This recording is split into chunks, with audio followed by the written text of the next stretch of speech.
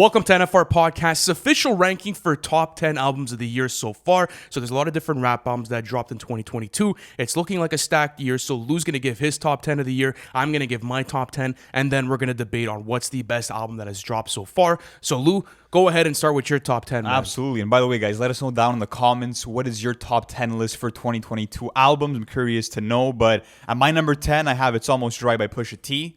Number 9, No Rest for the Wicked by Ransom. Number 8, Tana Talk 4 by Benny the Butcher. Fire. Number 7, Ramona Park Broke My Heart by Vince Staples. Number 6, Vinyl Days by Logic. Number 5, No Fear of Time by Black Star. Underrated pick. Number 4, Few Good Things by Saba. Number 3, Mr. Morale and the Big Steppers by Kendrick Lamar. Oh, a bit of a hot take. Number 2, Drill Music in Zion by Lupe Fiasco. And number 1, Melt My Eyes, See Your Future by Denzel Curry. And those top 3 were really hard to rank. I'm not going to lie to you, bro. Yeah, and I had a similar situation with your top 3. I'm going to get into my ranking later, but I love your list, all right? I like the diversity. I love how you included some underrated projects. Controversial placements, though, right? Absolutely. You got controversial placements. Like, I think a lot of people are going to come at you for not putting It's Almost Dry in the top 5. know. I'm not going to lie to you. I don't have it in my top 5 either, but it cracked my list. So how do you feel about It's Almost Dry, and how has it aged for you so far? I think it's a bit overrated. You know what I mean? I can't get behind that Tom Brady agenda that it's the best album of the year so far. And I just think that although the highs are super high in terms of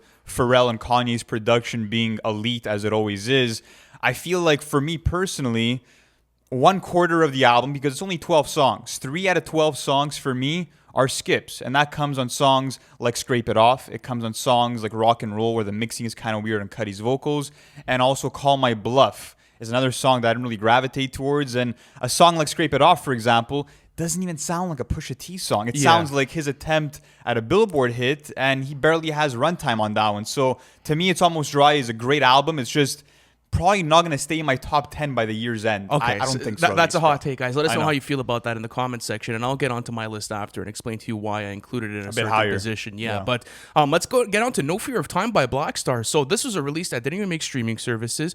What was the program that you had to use? It was Lumineer? What was it called? I think it was Luminary. Luminary, something like Exclusive that. podcast yeah, service. and then you have to go through the album, the track Yeah. list. So what are you finding out of this? Because a lot of people might not be familiar with it. You know, I mean, it's such a great listen as far as lyricism goes. You know, the production is fantastic. All Madlib produced. So what are you getting out of this track? It's just a blast from the past. I mean, you're getting Madlib production that sounds like you could have found these beats on Mad Villainy, for example. And you're getting, you know, Yassine Bey and Talib Kweli rapping better than ever. And for a sequel that took 25 years to make, it's crazy how they still sound like Lived there's up to so the much hype, right? in form. Of course it did. But yeah, number 3, Mr. Morale and the Big Steppers. That was interesting because I had a number 1 for quite some time. But as time has gone on, the accessibility for me isn't quite there. The replay value isn't as good as I'd hope it would be. But I think that I still love the way that the track list was crafted, how every song's like a therapy session for Kendrick. And I think a lot of people are putting this over Damn in Kendrick's discography just because it's his most personal offering. He's really uplifting the curtain and showing you everything in terms of picking out his own flaws and whatever else. You have a pick on here that I was really considering for my top 10, and that was Ramona Park Broke My Heart by Vince Staples. It didn't crack yours? It didn't crack my Sheesh. list. It was in my honorable mentions, and I think that it was due to replay value just because I haven't revisited it all that much. I'm more on the self-titled project that came out in 2021 still to this day from Vince. Going back to 06, I'm still going back to FM, and I love this project. I still find it amazing. I didn't find it maybe cracking some projects that I had in the upper echelon of it. So what are you finding as far as value goes out of Ramona Park Broke My Heart? I from think Vince you're getting Staples? some of Vince's best ever hooks on songs like A. I think that Vince just offered a really complete body of work. As much as I love the Vince Staples, which came out last year, this kind of felt more complete. It felt like he was diving more into the battle scars that he endured and all that sort of stuff. So yeah, that's what I would have to say about the Vince Staples album. Super underrated. How about God Don't Make Mistakes? That was another release that I expected to see on your list. Didn't make mine either, but why didn't you include it within your top 10? I don't know. I think that as deep and as personal the writing is, I don't know how great the song making is, to be honest with you. I feel like, again, highs are super high, but there's some songs, there's some features that I didn't really like too much on the album, but super solid release. Let's get on to your list, though. Okay, want to get onto my list? All right, guys, let me know how you feel about my list in the comments section, but I'm going number 10, Food for Thought by Shay Noir. Then number 9, Sick by Earl Sweatshirt. 8, Killing Nothing by Boldy James and Real Badman. Then 7, It's Almost Dry by Pusha T. 6, Tana Talk 4 by Benny the Butcher. 5, Few Good Things by Saba. 4 Vinyl Days by Logic, 3 Joe Music and Zion by Lupe Fiasco, 2 Mr. Morale and the Big Steppers by Kendrick Lamar, and number 1 Melt My Eyes See Your Future by Denzel Curry. So we both have Denzel at number 1. Okay, I like to see it. Yeah, I like to see it too. You know what's interesting though is the fact that when we did all of our videos on Kendrick leading up to his release, we had said that he was going to be a lock for album of the year, but we were saying how if somebody could trump it, it would probably be Denzel. Okay, and so he did it. how did it crack your top 3 for you? Let me ask you Which that. one? Just Melt My Eyes See Your Future. Yeah. Like, why did it crack your top 3? Because I think once you get the Joe Music and Zion, Mr. Morale and the Big Steppers, and Melt My Eyes See Your Future, it's a toss-up. You know, it's a constant toss-up in rotation. I mean, they all strive in different places, but I think what strives the best for Melt My Eyes See Your Future is that personal relatability factor where, like, I feel emotionally connected to that track list more than both those albums. Plus the replay value on a lot of tracks that I'm getting from an example. Facts. John Wayne, the last Melt Session number 1 is my favorite song of the year so far. Even something like Walkin', like there's so many great standouts on there. So what made you edge it over something like Joe Music and Zion, which was a lyrical masterpiece, and then Miss Morale and the Big Steppers, which was one of the best executed double-sided albums that we've gotten in a very long time. I just think like an exceptional album takes the listener along for a ride, and I feel like that's what Denzel did here because you feel like you're on this mission with him to self-improvement, to personal evolution. Self-redemption, yeah. You know what I mean? And I also love the fact that it feels like this album is in constant motion because of Denzel's lyrics. For example, on a song like Walkin', metaphorically and literally, he's walking and moving past all the bullshit around him. If it's mass shootings, if it's police brutality, if it's systemic injustices, he's literally walking past all of that. So I love all the metaphors there. Even on a song like John Wayne, where he talks about walking around his hood with a 9mm pistol for protection, like everything really puts you in the atmosphere of the album. The production's amazing, and I feel like this is Denzel's modern version of a Soulquarians album because of it's more of this softer approach. I feel like he redefined himself with this album.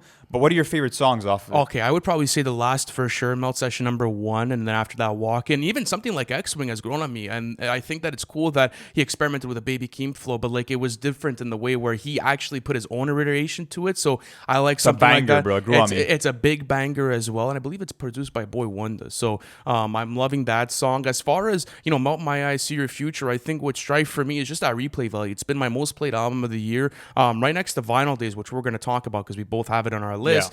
Yeah. But what I like about it too is that it serves as a concept record, and I like it better than Taboo, not because I think it's a better put together concept, but I just think that it's a perfect middle ground for accessibility and getting that beautiful concept that we know Denzel could deliver. But let's talk about Drill Music and Zion before we get onto Vinyl Days. All right. So why did Drill Music and Zion not get placed above Mr. Morale for you? I think I need more time with it, especially at the time of this recording. I mean, we had just listened to it over the weekend, and automatically it making my top 3 after a weekend of listens is incredible. But I mean, if you really want to get the best writing of the year as far as rap goes, I think this album is a lock for that. I feel as if what Lupe achieved on this was beautiful because, he's known for painting his murals, and he's known for painting these vivid images in your mind with, complex lyricism and metaphors and, connective tissue through all these all these rhyme schemes. But what's interesting about this is in comparison to maybe Food and Liquor and Tetsu, I said this on the review, I feel as if this is more minimalistic as far as approach goes for Lupe standards, as far as writing goes. So let's say you're a regular listener in the genre,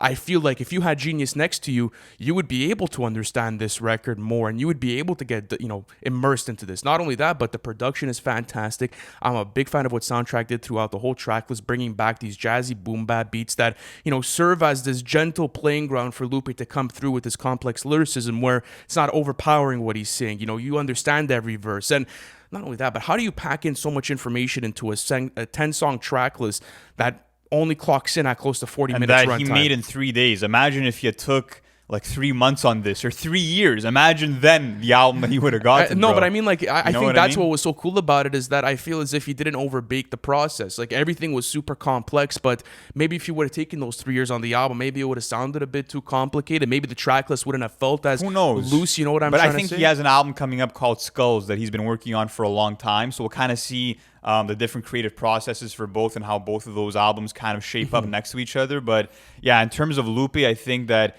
he proved once again that he's that skilled craftsman that we know him to be. Top 5 lyricist of all time?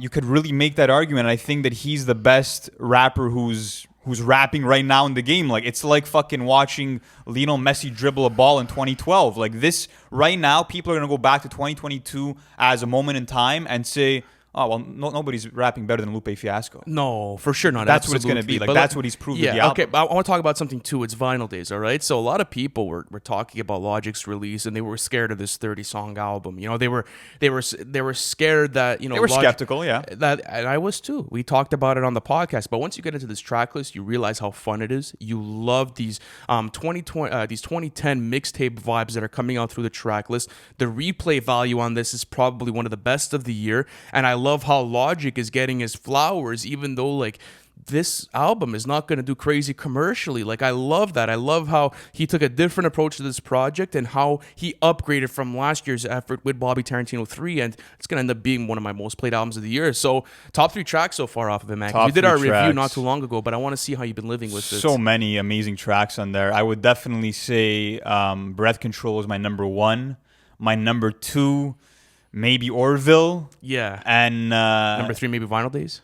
Vinyl Days is pretty epic too. Vinyl Days is pretty epic. I have those 3 songs within my rotation. Let's go on to Saba's Few Good Things. I feel like this is the most underrated. That was my number 4. Where is it in yours? I have it at number 5. So we're kind of in the same place with this album. What do you like about it, and what have you been taking out of it so far? I just love that, you know, Saba's up and coming, but he's a total enigma compared to the rest of the rappers in the game, in the sense that, you know, he's rapping from a perspective where he's made it, he's financially stable, he's living out his dream, but he's still appreciating all the little things that life has to offer. Things, yeah. Exactly. The few good things concept is genius. And I think that off of Care From You got more of this angry and the Saba that was grieving, but on this album it's a much softer, more melodic approach that was super refreshing. It feels like he's looking into the sunset, looking at everything that he's accomplished up to this point. And what's cool about the album too is that I feel as if the connective tissues within track to track is so strong, because then you get to the final track, Few Good Things, and then Saba kind of gives you the full explanation of what that album really is, and then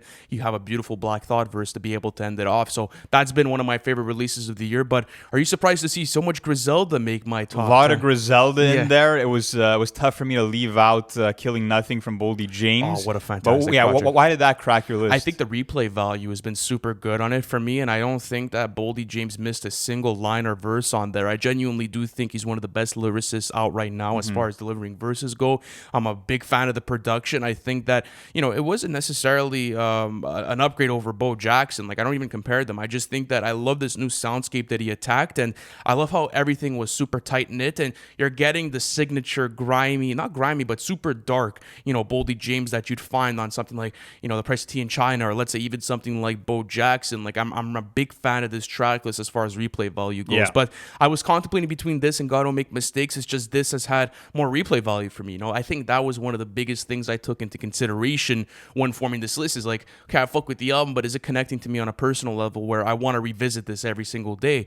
God Don't Make Mistakes had that for a month, but this album has had it practically for 2 now, you know, because we're starting to get to the 2-month anniversary of this album. So I've been having a lot of fun. You know, shout out to Griselda, because they've been on a fucking tear year after year, and they're not slowing down for nothing. But I kind of want to wrap this up with just that album of the year conversation, in the sense that, do you think Melt My Eyes is still going to be number 1 by the end of 2022? And also, again, why do you think Kendrick Lamar isn't a lock for that album of the year spot? Well, I think it's going to take time to tell, right? Because like any other day, I could take Mr. Around the Big Steppers and put it over this. But why isn't it over at the moment, it's just not in my rotation as heavy as Melt My Eyes, See Your Future, and I've repeated that for a bunch of different albums. And I mean, that might be biased just because of my replay value. But objectively, let's say more on objective. Like yeah. I just think that what Denzel achieved here was kind of not a better track list, but I think, like, individually, song for song, I feel as if Denzel had certain songs that are better in replay value for me than what Kendrick had delivered maybe on that track list. But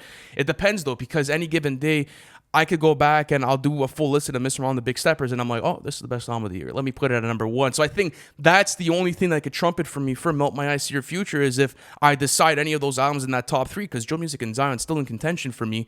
Just with time, how are things going to shift as far as my rotation goes? And now that I'm looking at this list, I mean, you've gotten some of the best rappers, you know, in the game right now delivering albums. I mean, you have Kendrick, you had Vince, you had Lupe, you had Denzel Curry, you had Earl Sweatshirt, Benny the Butcher, Conway the Machine, Boldy James. So it's like, now what album is going to come through and really stump Well, that for there's me? still Travis Scott, there's still Absolutely. Nas, there's still Black Thought, there's still Lil Baby, there's still so many guys that are yet to drop. But yeah, in terms of Mr. Morale not cracking my number one, I just think that not every song is necessary to the concept. I don't think Rich Spirit needed to be on there. Same thing for Silent Hill. Some of the most replayable tracks for a lot of people, but I just feel like they weren't necessary to the story he was kind of Yeah, telling. but I like those songs within the track list because they add like a lightheartedness to, like, you know, there's replay value that's gained throughout those tracks for me. So I don't necessarily look at it as but a like knock, the you way know? the track list was kind of formed was that every song is a therapy session. You get that on track 10, which is, I believe, is Count Me Out, where Whitney says,